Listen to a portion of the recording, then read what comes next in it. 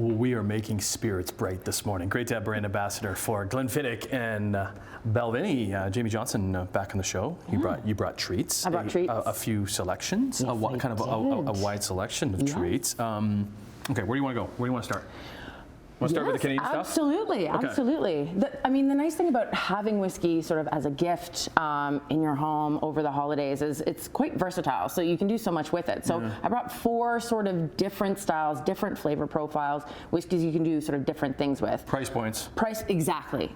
So the Canadian whiskey we have here are Gibson's Finest. I am such a fan of this one. If you like sort of nice, bright, oaky flavors, we love our Canadian whiskeys, and I think we don't give them enough credit.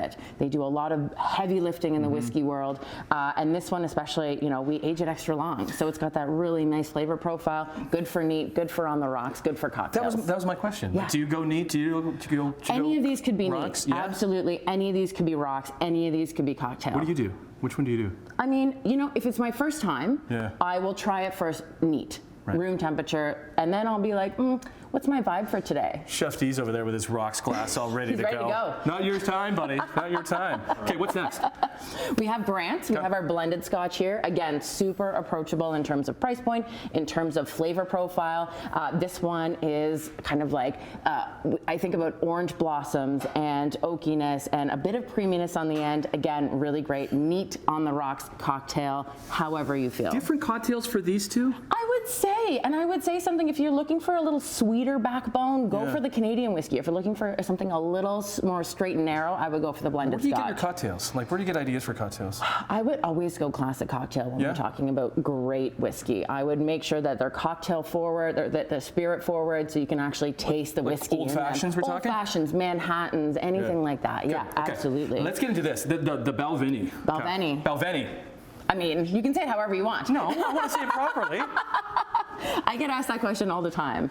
Balvenie. If I was Scottish, I'd say Balvenie. Oh, Balvenie. I won't try my Scottish accent, but this is fascinating because there's some peat in here. There is, and that's not normal for the Balvenie. We once a year run a selection of peated malts right before we close down for the summer and sort of clean everything out. And it's really an homage to whiskey's past. It's a really light, bright peat. So I would say this is a sweet peat, not super heavy and oily.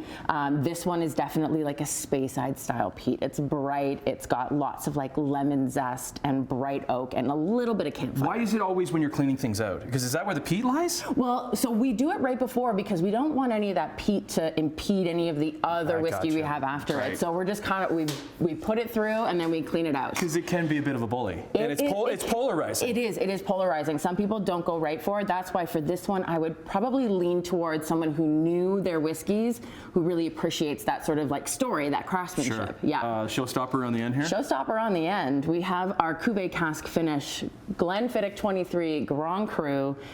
That's the one that, if you really like someone, this is the bottle you're bringing out. This is shares. This is special occasion. This is toasting. This is the one that that you want to impress people with. How much are we talking here? Around 600 and something. Okay.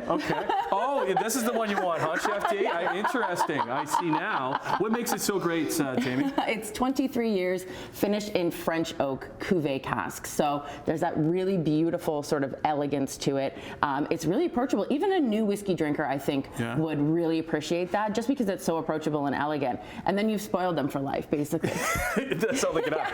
Oh, sorry, I only drink the Grand Cru. Is that available at the LCBO? Absolutely. All of them are. They are? Okay. Absolutely. But it might be in like the locked cabinet. Yes, that's right. You might need to get the keys for it. That's right. Listen, Merry Christmas. It's been great having you on the show this year. Thank you so much. You teach us so much. So have a great holiday, and we'll see you in 2025. We'll hook it all up with our website, chch.com/morninglive.